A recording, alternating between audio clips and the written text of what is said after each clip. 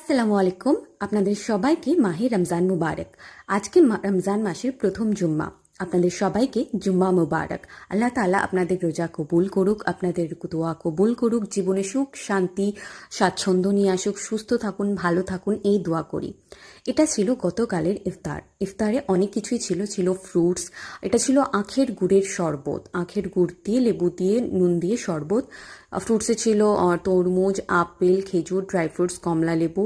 সঙ্গে ছিল পায়েস আর চানা চাট। আর এই স্যান্ডউইচটা আমি বানিয়েছিলাম হচ্ছে কেল লিভস, সেদ্ধ ডিম আর কিছু ভেজিস দিয়ে, মেয়োনিজ দিয়ে।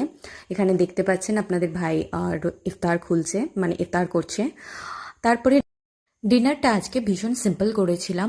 ছিল পাট শাকের ঝোল, মানে লেলতে শাক যেটাকে বলা হয়, লেলতে শাকের ঝোল, ডিম কষা, বড়ি সানা, আর ছিল টমেটো আলুর সিম্পল তরকারি। তো দোয়া করবেন, ভালো থাকবেন। আল্লাহ হাফেজ।